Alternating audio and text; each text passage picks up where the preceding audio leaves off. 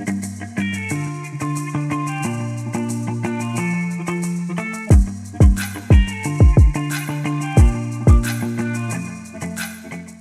everyone, welcome. I'm Geraldine Anello, and I'm here today for our fall panel for theater music directors all over the world. I'm very, very excited today because I've got amazing guests from Broadway, the West End, Australia, and Asia as well. And everyone's been doing lots of incredible high-level shows and productions, which is crazy to say at the end of 2020 with everything that happened this year, but it is happening. So my questions to them is going to be, how did they do it? How did they perform at this high level of theater productions we're used to? What kind of precautions were taken and what we can look forward in the future? So with me today, I'm very excited because there is Brian Usifer from Broadway, who just worked on Christmas Rockefeller production that went on TV. I have Laura Tipoki, who is currently working in Australia on the Hamilton production there. I've got Sean Green, who worked on Jesus Christ Superstar in London this summer, has been doing lots of stuff since. He's working on a pantomime at the moment. And also David Andrews Rogers, who just came back from Taiwan, where he was there performing for, I believe, 8,000 people a day with the Phantom of the Opera tour. So very exciting conversation ahead. And first of all, the question I want to ask everyone here is, how was it possible? It's hard to imagine it happened. What productions have you been working on, and how was it made possible with what COVID precautions? The first person I want to ask this to is Laura. Hi, Laura. Hi everyone, it's really cool to be here, and just reminds me one of the positive things that's come out of COVID is being able to just, well, we have ideas, let's just get together and talk about them. I think, you know, it's pretty inspiring that sort of proactivity happens nowadays. Oh, let's all just get on a Zoom all from all different corners of the globe and talk about things that matter and that are important. I am the musical director for Hamilton, and we are still in pre-production. I feel like we've been in pre-production for 100 years, but it's really great that we've got to this stage. We're due to start rehearsals on the 18th of January. So really the thing that's affected us most with COVID is casting the show and how we've managed to kind of navigate that in this new climate. Thanks to Zoom, we've really been able to kind of be quite thorough in our audition process. Lots of back and forth, lots of retaping, lots of kind of time put in by our wonderful, generous creatives. We missed out on boot camp, which is a big part of the Hamilton casting process, where they usually have an intensive sort of week or so of time spent on the material with potential cast members. So learning sort of 5 of the big numbers from the show, including vocals and choreo, and that not being able to do that was quite a big factor in how the process happened. So we ended up getting quite creative in how we found the people that we thought were really up to it.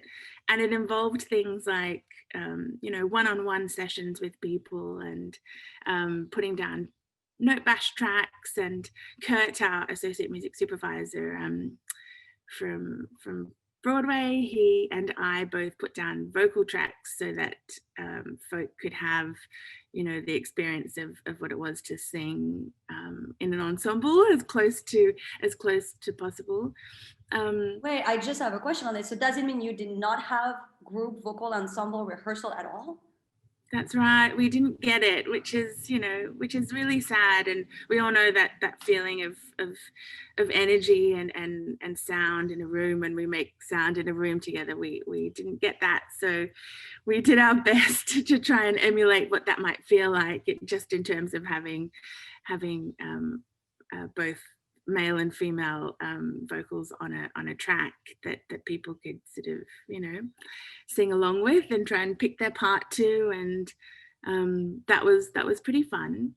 And like I just said, with in terms of opportunities to kind of get together, I guess the creative thinking of how we can kind of come together and make sure that we're all on the same page. Both Lin-Manuel and Alex Lackamore organized a global Hamilton summit for the music departments all over the place, and we all kind of got on a Zoom and had like sessions with both Lin and Lac on the music of the show and the hip hop sort of language, and also what it is to be a musical director, and how to, you know, some really great tips on how to, which was super exciting. I mean, I've never been in a room with 90 other music directors and creators and writers. It was, you know, really, really fun, really inspiring sort of talk. And I'm grateful for that. It's kind of given us all that energy we need to sort of keep going. Yeah, so we're sort of gearing up to being in a room together for the 18th of Jan. We don't, our COVID sort of protocol isn't locked in yet, as we know anything could happen. Sort of a day in the year of 2020 sometimes feels like a week. So we're sort of hanging tight until we see what the landscape is and what we'll need to kind of do in terms of regular testing and temperature testing and singing with masks and, you know, social distancing in a pit, all of that. We've got ideas about what that might be, but until we hear from the government really on what is required, we'll hang tight before we lock any of those things in. So when you're saying singing with masks, do you mean for rehearsals? We're not looking at a production of Hamilton with masks, or are we? No, you're right. In rehearsals, I think production of Pippin just opened here was the first professional production that's opened just a month ago, not even 2 weeks ago. Frozen just opened this last week, and so we've been looking at them. They're our guinea pigs of what is needed to kind of get through this process.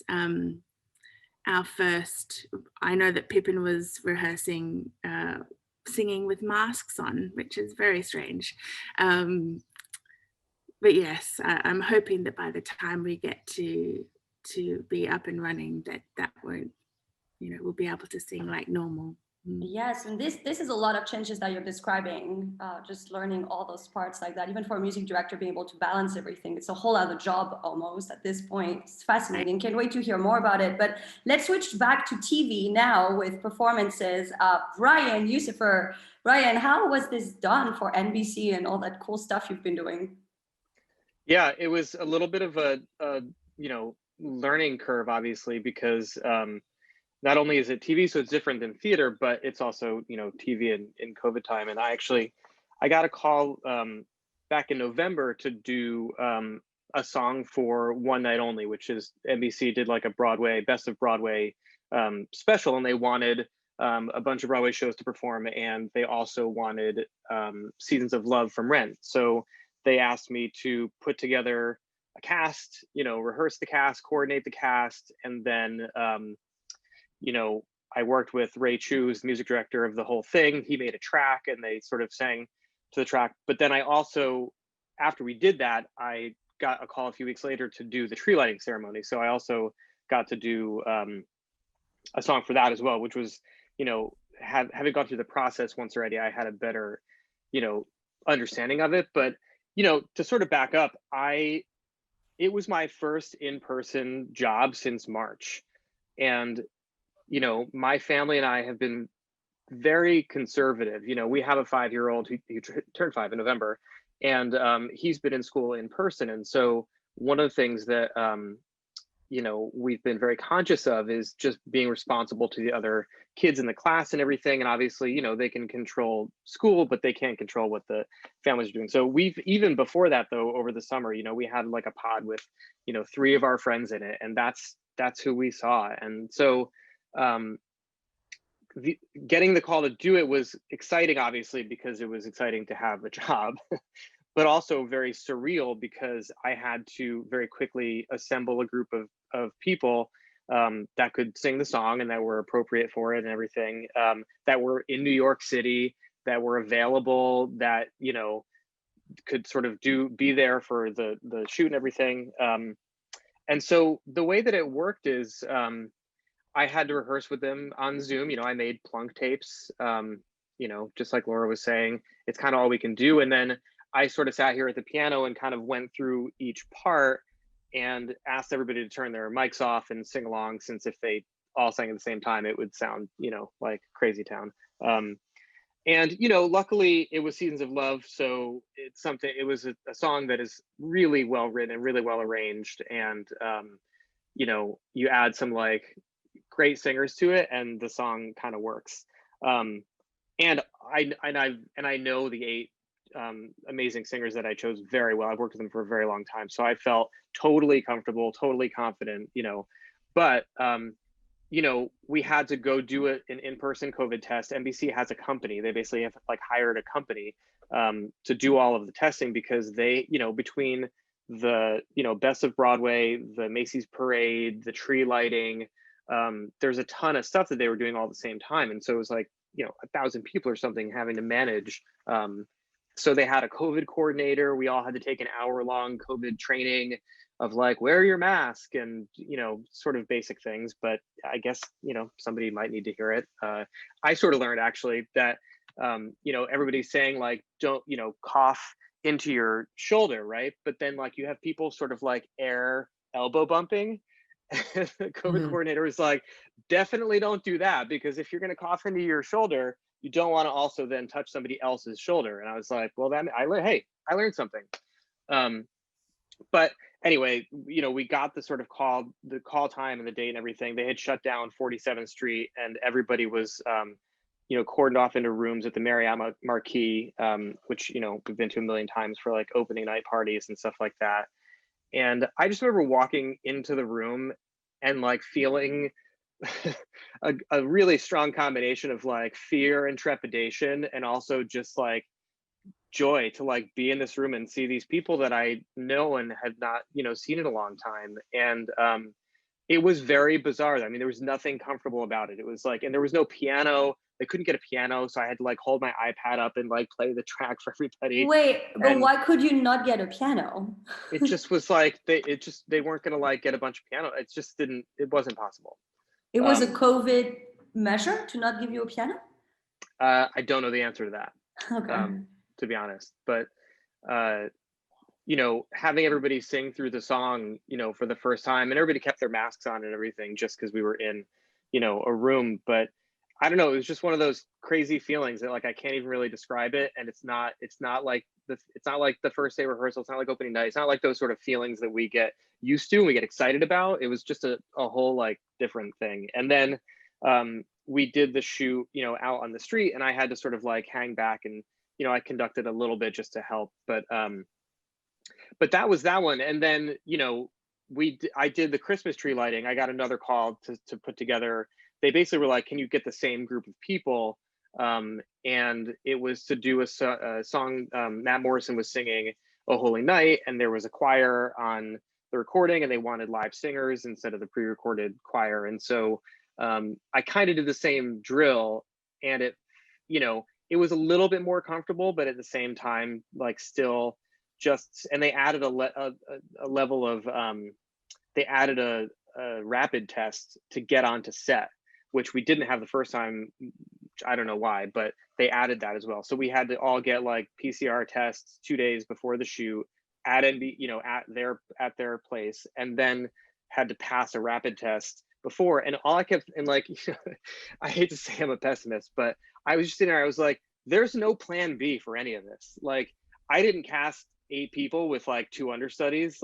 Like, if somebody or somebody's, you know, test, you know, positive, or I test positive for some reason, you know, I don't know what's going to happen. And I didn't even want to ask, because I was like, there's just, Oh, this would have been Brian Usifer's vocal debut on NBC. I mean, listen, I was ready for it. I learned all the parts. But like, you know, theater, we're so used to redundancy. We have associate conductors, we have understudies, we have swings, we have 2 keyboards, we have 2 of everything. And here it was like, nope, it's not 2 of everything. And if you test positive and you can get false positives on the rapid tests. And so I had to conduct that one. which was sort of crazy because A, it was freezing cold outside. We were on the ice rink in front of the tree, and there was like no good, I asked like a stage manager, I was like, where's a good place for me to stand to conduct them? And he didn't answer. And I was like, 47th Street, right? He was like, yeah. So I ended up like sort of on the steps, where you can, where you like look down on the, and I'm just like trying to wave my arms around. They couldn't see me. It was a sort of fool's errand, but it sounded good and it was fun. And it was, of course, nice to do again. But yeah, that was like the crazy whirlwind of it all. I mean, I'm super grateful for it. And I'm also just grateful for NBC in general. They're not paying me to say this, but they employed so many people over all of those events, so many actors, so many musicians. It was a real, for those of us who have had no opportunity really for work in New York at all, it was a nice, welcome gesture. And again, just nice to do something and make some music. And it sounded so phenomenal. I mean, Seasons of Love, the further it kept on going, the more it was like, what is up? It's amazing. It was so good. Yeah, I mean, listen, that song is obviously an amazing song, but the emotion behind it, like, if I've described it adequately, was like, it was electric. I mean, like, everybody felt the same way. It was just like the amount of like energy and love that was coming out of those performers was really genuine and really like what that song is supposed to be. And I'm glad that it translated. I didn't get to hear it until the performance. I asked to like hear a mix and if I could like help, and I got nothing. I was like, they're just gonna do it. It's gonna be fine. It was incredible. I was happy. It turned out really great, and the track was amazing too. Like the track that Ray put together, was incredible. Yeah, it was so good. Well, thank you for sharing all of that. I want to go now to the UK with Sean Green. I would love, Sean, to hear about, I know it was this summer and not this fall, but I would love to hear about your experience in the band of Jesus Christ Superstar at the Regent's Park Theatre, and everything you've been up to since, and in particular this pantomime you're working on at the moment. Hi, Sean. Hi, nice to meet you. Nice to meet Nice to you meet you all. too. Yeah, so JCS was incredible. It was outstanding, and it's amazing. I mean, it was such a weird situation to kind of get the call anyway. It's a production that I'd seen previously, and I saw part of it first time because it's open air, so it got rained off the first time I saw it. I saw about 75%, and then I saw it again when it transferred to the Barbican. So I was aware of the production and the music of it, and just the production, and I was a big fan. And so when I got asked to play on it, I was like, of course. So so I learnt the part, and it's just amazing what you get used to in order to do your job. So for instance, I mean, we didn't have COVID tests. There was masks mandatory all around the compound. The band were kept very separate from the cast. So I had friends in the cast who I was looking forward to working with, who I never saw on a day-to-day basis because they were in a separate building. The band had a different call time to stage door. They had a different call time to the stage, so we didn't cross over with them backstage. And I'm going to stop you here just for a second because we have so many people used to the New York way of band calls, which is there's no time. As long as you're there in the beginning, you're good. In the UK, do you usually have a set band call time? Oh, well, to arrive for shows? Yes. Not usually, no, actually. But no. this was a specific COVID precaution to have a specific band call time. Yes. So that not everyone was arriving at stage door at the same time. And also the band calls themselves were very interesting. The rhythm section got together first for a couple of days, and we were in a performance space. It was a black box studio theatre, and there were quadrants on the floor for each musician to be in, and the musician had to be in the middle of this quadrant. So I had a setup with my keyboard and my organ as well, and within this box, and there was lots of wiping down everything, and the keyboard programmer would come into my box and I'd have to put a mask on. He'd put a mask on to see what was going on, change the levels. Then we left the box, I could take my mask off again. So as long as you were in your box, you were allowed to be unmasked? Yes. Okay. Yeah, and so that was the way it was for the rhythm section. Then the brass arrived later, and they were behind us and had big screens around them, and they had, so it was, everyone was kept very, very separate. That's fascinating. So what about the other shows you've been doing since? Well, so the pantomime I was supervisor on. Pantomime's a really weird UK thing. It's a kind of hybrid Christmas fairy tale show for young and old, lots of audience participation, but not this year. So the guidelines are the audience aren't allowed to sing along, which basically means that in the second half, but there's usually a sing along for the audience to join in, that's out. There's usually sweets thrown into the audience, that's out. There's usually some sort of mess scene, that's out. A lot of the kind of the usual things that happen in pantomime can't really happen this year. So there's a lot of encouraging the audience to stamp to show their appreciation or disgust for certain characters. The theatre I worked at, they'd actually taken all the seating out, and they've got new seating, which is very much like cinema seating. So it's big, chunky, lovely, really nice actually, really nice big seating. So it's all nice and spaced out, and they've got lots of big perspex screens between the families that come in. So they basically rearrange the auditorium for every show. Do you guys have a maximum like percentage of how many audience members are allowed in the theater? Yes, I don't ask me what it is, but I know that the capacity is not what it used to be. For every theatre at the moment. I think I did go and see a show on Saturday, and they had taken the seats out and rearranged them so there was more space in between the rows. So the capacity is reduced in all theatres at the moment. I don't know by what percentage. I suppose it depends on the theatre itself and the space. But yeah, in rehearsing the pantomime, we all had to wear masks in the auditorium while observing, and the actors were allowed to take their masks off. And that one we had 10-minute COVID tests once a week. So every Monday morning we'd go in and have a COVID test. And there was obviously temperature guns as well, just to check our temperature on arrival. You always think, oh God, today's the day, I'm going to have a fever. And luckily, we've been okay so far. And the pantomime is open. And at the moment in the UK, they have a tier system, which means that the highest tier, tier 3, means that theatres are not allowed to operate. In tier 2 and tier 1, theatres are allowed to operate. And so luckily, Newbury is in tier 2, which means that the theatre is continuing. So they are doing performances today, I think, actually, a couple of them. Well, they probably have done them now. So it's interesting what you're saying about the audience participation, because as we know, we can't always control audience participation and what they do and what don't do, aka cell phone use. But so is a lot of that being done on the music side, where you're purposefully making sure that there's no call and response and all of that, and then the audience then are not invited to join, or they're so used to doing it for so many decades that they naturally join in whether you tell them to or not? In terms of the music, there's definitely been no attempt to create things that are sing-alongable to. So there's no simple, like, they do a can, but there's lots of lyrics, so the audience can't really join in. The only thing they can do is join in with the rhythm of it rather than the words. The audiences will shout out in pantomimes. They always do. They boo the villain. They cheer Aladdin and Jasmine, and they're not told not to do that, but we're not encouraging that behavior. Okay, so we're not having ushers going shh in the middle. No. Okay, thank you so much. They would, yeah, it's hard. Ushering seems like a really hard job in the theater world. Thanks so much, Sean. Let's head to I'm not sure where you are actually, Dar, at this very moment. I think you're in the US somewhere, but you were in Taiwan for how long? Please tell me everything about Phantom of the Opera in Taiwan. Well, we've been so incredibly lucky and so incredibly grateful. We just came back from 6 weeks in Taipei.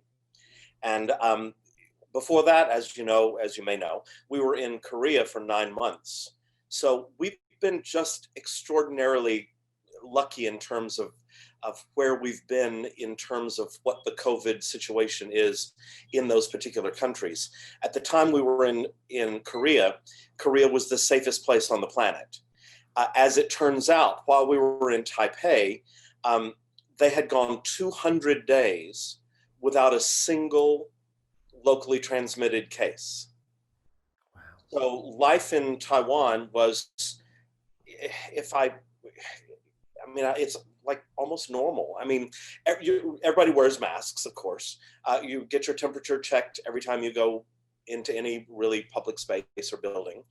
But all the cafes are open, all the theaters are open, all the, people are on the street. The streets are full of people. We were quarantined when we first arrived, of course. We were tested when we were required to have tests before we ever got on the plane to go to Taiwan. We were tested again before we were allowed to be released from quarantine.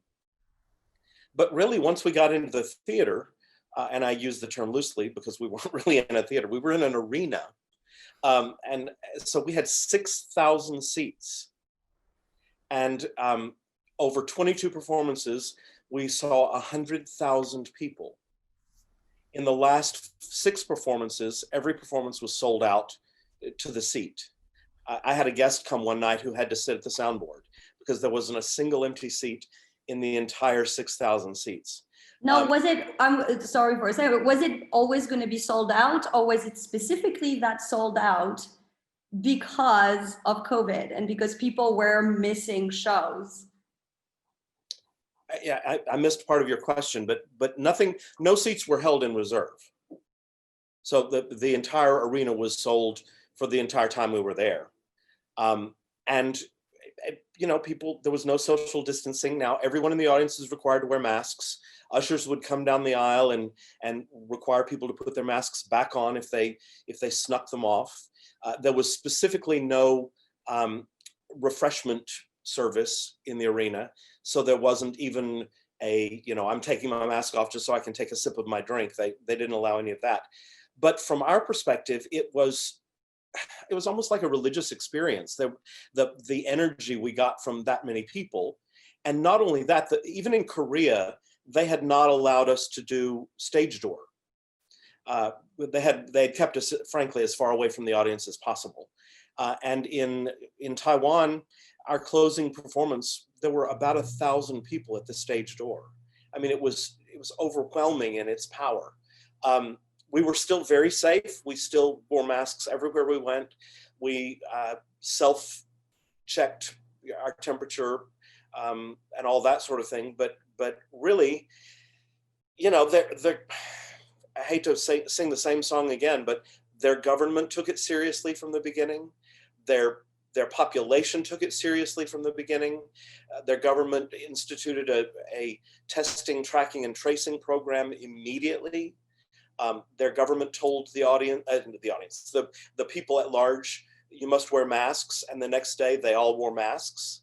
Being Asia, many of them were already wearing masks anyway, so they took it seriously from the beginning. They took care of one another and themselves, and as a result, we were able to have a successful theater season there. We could have easily sold out another week. I'm home now in New York. We always have a month off between countries, but January 2nd, I go to Shanghai, and I'll be in Shanghai for the next 3 months. The most employed music director of 2020, I'm pretty sure, is you. You know what? I'm grateful every day. I tell people all the time, I live my life in a state of profound gratitude. And during this COVID time, the fact that our producers and our presenters and everyone from really useful to the New York creatives to the London creatives to our presenters locally have taken it so seriously, but we've frankly just been incredibly lucky geographically. Mm-hmm. So do you think the success of that last run, the one in Taiwan, was related to just the show and it was always going to do that well? Or do you think it was because of COVID and maybe a lack of performances until you guys showed up that made it that it was sold out to that extent? Well, the honest truth is it's Phantom of the Opera. So, you know, it sells. It just sells. It's you know, it was the Hamilton of 32 years ago, and it still is. Our history with the show is that it sells everywhere. In Taiwan, in Taipei specifically, there's lots of theater, and there's lots of live music events, and there's lots of dance events, and there's lots of concerts. So the audience certainly wasn't hungry for live entertainment because they'd been deprived of it. But at the same time, I think that the population there understood how lucky they were in these COVID times to be able to move about freely, that they take advantage of every opportunity they have. You know, you know, but it's Phantom. We had people coming to the show 6 and 8 times in a 22, you know, show run. It's just that's the way the fans are. That's phenomenal. So I want to go back around the panel one more time because I want to focus on the art, because we're so grateful we're even able to do what we love to do. But I want to talk like, what impacts does it have on the art and on what level? Maybe is some of it better now as a result? Maybe actors' voices are less tired. I don't know. Is some of, what has to be changed? Is there in Hamilton, is there some things that change with the staging? Just anything that's really art related. How did those, what was the impact of those precautions and of what's happening now on the actual art part of it, whether it's music, staging, dance, or anything like that? Laura, how is it over there in Australia? I mean, because we haven't actually got to rehearsals yet, I think it's really been casting and singing. The whole singing aspect has been really tough.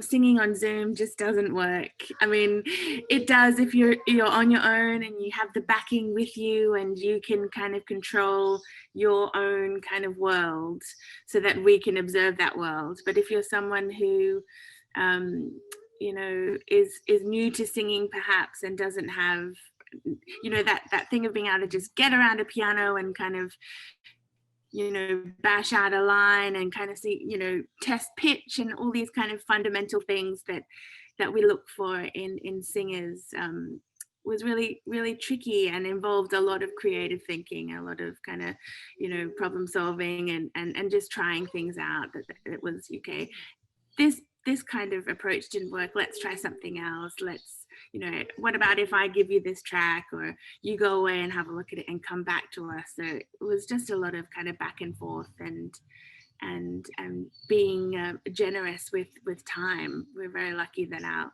New York team were just so wonderfully generous and giving with their expertise and their time. But yeah, I would say singing is tough. And what's looking ahead with the staging? Is there going to be any modification, or it's going to be exactly what it was meant to be? At this stage, we're not looking at changing anything to do with the show. Sean was talking about separating the band from the stage, and I think the focus for our technical team is to kind of make sure that separation exists from everything backstage to front of house. That I think they're calling it a spit guard around my head, which sounds delightful. But to give that extra barrier between front of house and back of house. But in terms of what's happening on the stage, there's no plans as yet to alter any of that. So I hope that sticks. Yes, that's great. And then, so when are you going to hear the singers for the first time together? Are you ever going to have a music rehearsal, a proper ensemble music rehearsal? Let's hope so. Let's hope by the 18th of Jan, we have sort of individual principal calls and some kind of one-on-one sort of work, and we'll get the full cast together from the 24th of Jan. So hoping that all goes ahead and that we can make sound mask-free. That would be ideal. Yeah, I would not want to be the sound designer trying to do the sound with actors in masks. That would not be fun. How do you musically direct a room that's singing in masks? Yeah, and how can they sing in masks? I mean, just the breathe. I mean, I did a show and in a couple of days they couldn't breathe. They're like, I can't get my breath under me. And so they can't really sing to the extent at which they want to and are meant to. Of course. Stamina is another thing I think will be interesting. I'm really aware of it myself, having not been on a show, in the lead up to starting rehearsals, that the whole sort of show fit thing just will take a long time to get up, I think. And particularly with a show like Hamilton, you need that stamina. Yeah, that's another thing actually, that the creatives have been really forward thinking in providing sort of physical and physical kind of regimes or routines for the cast to kind of keep or start, in some cases, their fitness and keep it going in the run up to this day one. And providing vocal warm-ups and things for cast if they need it, so that they have some way of of getting their skills up and keeping their muscles strong before we hit the ground. That's great. Well, thank you for sharing, Laura. Brian, how is it in your world? How is the art doing? I mean, I think I'll say two things. I think that, this time has really taught us how to record and how to work on music in a collaborative way that is recording based. And, I think that that's been a really exciting part of all this to I feel like there are so many actors that have never had to, record themselves singing that now learn how to do that. Or people that have learned video editing skills, or people that have just, done anything, involving recording. I think the whole industry has been sort of thrown into that, which I think is really exciting. I think that we have not figured out how to play music together yet online. Although it is possible, there are websites and there are services that do it.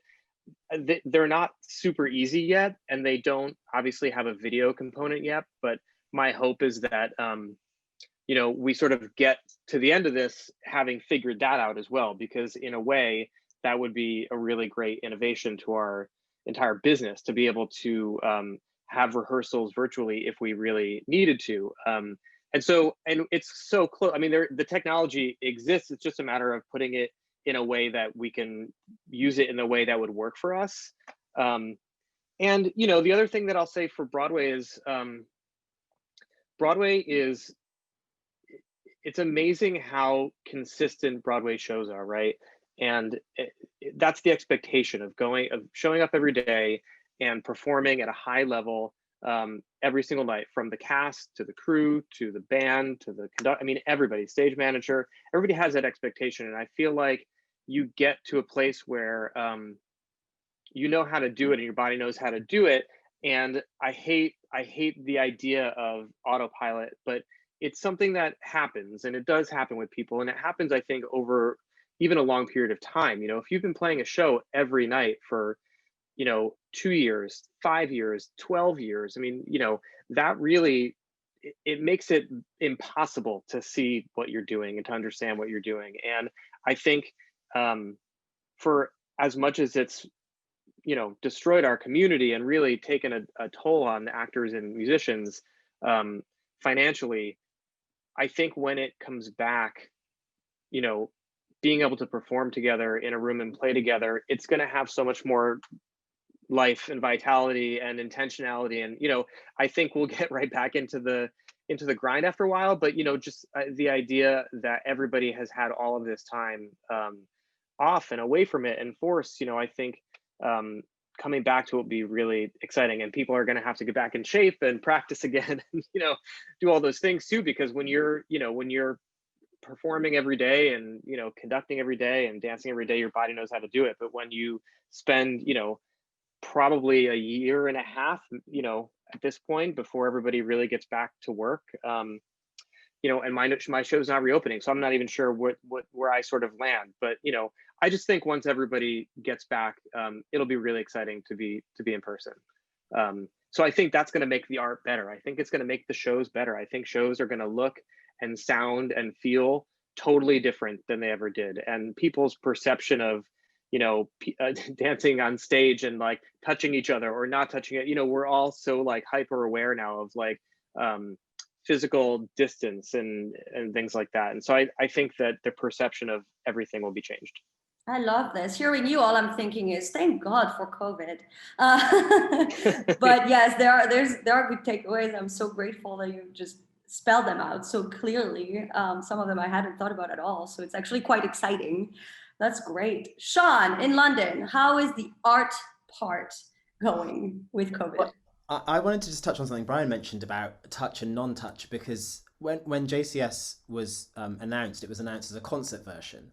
And so I assumed we would have a stage and, 12 microphones along the front and people standing there singing. And actually one of the real strengths of the production was Drew's choreography previously. Very involved, very energetic, very gestural. And this production, I wasn't involved in the rehearsals at all, but when I turned up, I was amazed at how much dancing there was in the production. And and it was the stage was different stairs. So in a sense, it was almost like because the stairs were there, you knew people were spaced, and there was lots of numbering on the stage. So actually, everyone was very distanced.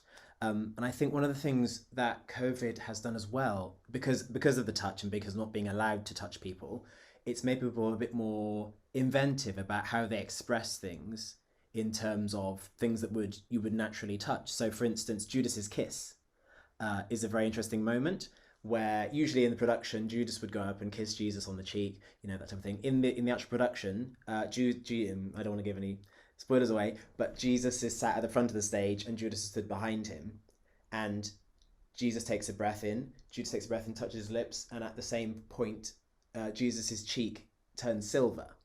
So the art won thanks to COVID. So kind of it was a really, really touching, amazing moment, and the whole thing, the crucifixion, not the torture, but the lashes, all of those things were done without ever having to touch Jesus.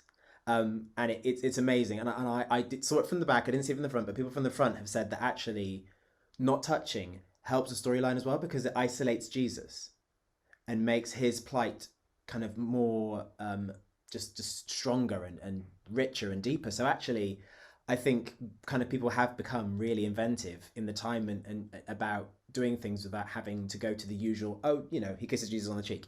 It's been really interesting to see that. I love that. That's great. Anything with the pantomime? I mean, you touched a bit about the audience participation and those changes. Anything on the performer level, on stage, happening differently? I mean, pantomime is always quite fun and jokey. So that there's lots of usually, the dame goes into the audience and interacts with the men in the audience. In our version, she actually gets a stick out that's 2 meters long, puts on a face mask, and goes into the audience, and then actually stands with sticks distance away from the person in the audience and things like that. That's really interesting. In terms of the staging, they make sure they don't ever sing duets into each other's faces. They're always spaced apart, and they generally face out. If they're facing each other, they're far away. And again, I think when you watch those things from the audience, you kind of forget that they're not actually kissing or touching or being very, very close to each other. It's amazing the amount you get used to actually as an audience, and the amount you will forgive. Theater magic. Yeah, it's exactly that. Yeah. So that's really interesting to me. I thought you would think watching it be like, oh, they stood so far away, it would be really weird, but actually it never is. Oh, that's so exciting. What about you, Dar? I know you said nothing really was changed, but did you find any kind of differences with those months up in between? And you are muted. Two thoughts come to mind. One is riffing a little bit on what Brian said. I think that from adversity comes strength. From adversity comes new power. I think that everyone that I know in the business, every single person I know in the business at every level, has in some way developed new strengths, new skill sets, new imagination, new ways of looking at things. People are writing songs, people are creating, people are learning recording, as he said. I know that I've spent 8 weeks in quarantine over the last few months, and I've taken more classes than I've ever taken in my entire life. I took one with Brian, as a matter of fact.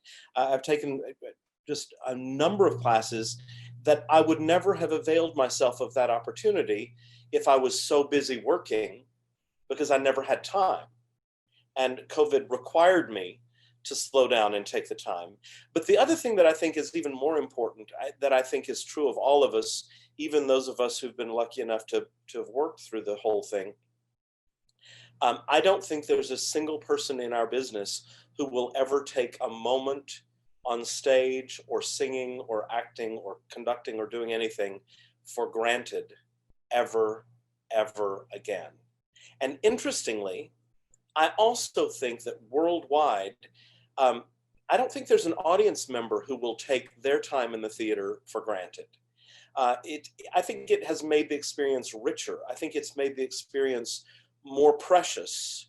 The law of supply and demand always says that if demand is short, if supply is short, that demand grows. Well, COVID has forced supply to dry up.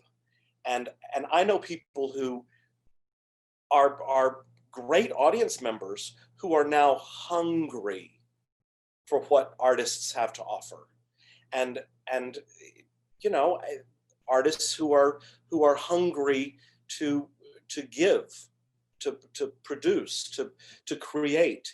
And every single actor that I know, every single musician I know, the first time they set foot back into a rehearsal studio or a set or an orchestra pit or anything else, I defy them not to feel both a sense of electricity and also a sense of gratitude and frankly, a sense of responsibility. How dare we take it for granted in normal times, but in these extraordinary times, it's impossible to take it for granted. I've been lucky enough to get to work and don't think for a second that I don't cherish every moment that I get to be in the theater, every single moment. And I did before, but boy, I do now more than ever. I love that. So quick fire round to finish this panel today. I would like to look at 2021. What is coming up that you know about? Of course, it could be nothing, you know, or maybe the first week, but what do you know is coming up? And if you don't know what's coming up, or if you do know for a little bit, what do you anticipate can be coming up for the theater world in general? Laura.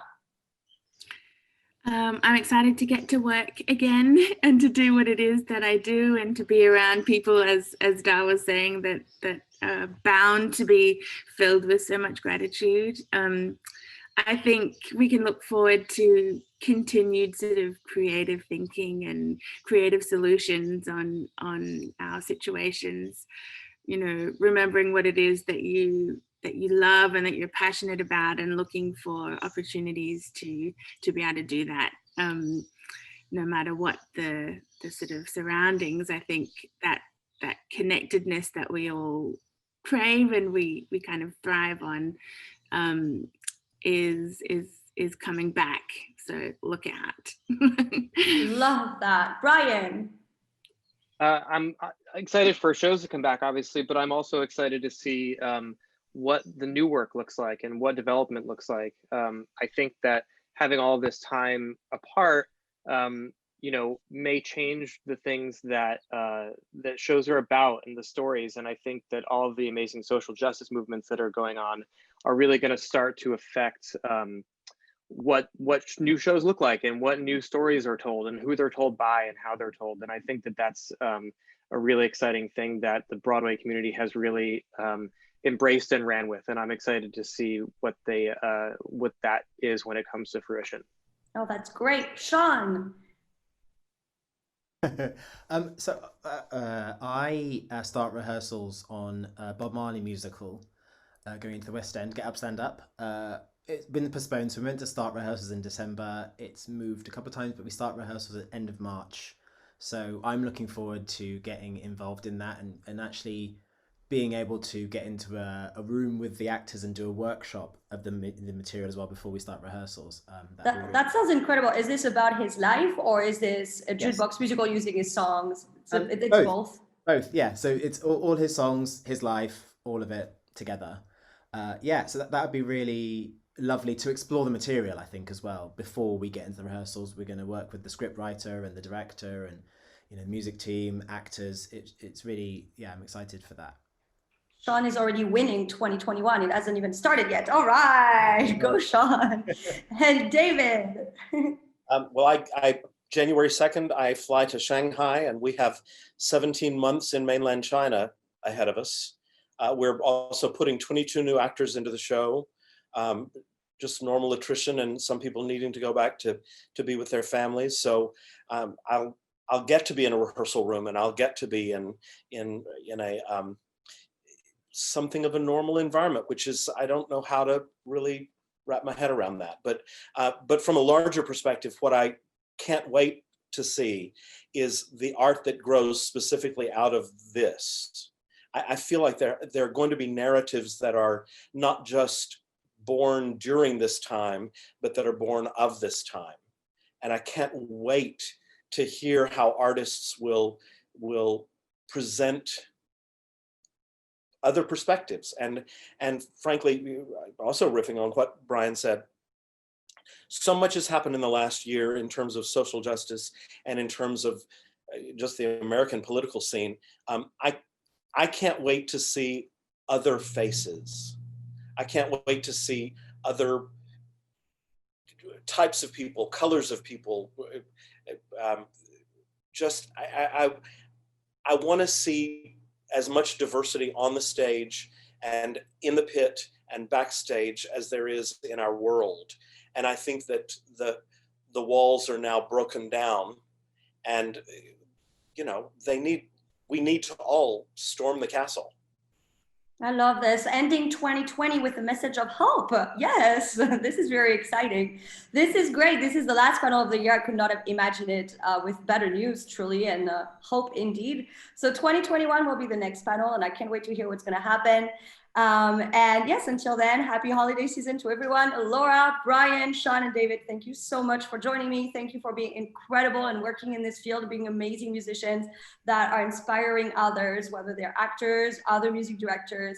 But yes, happy holiday season to you guys and to everyone watching. Bye, everyone.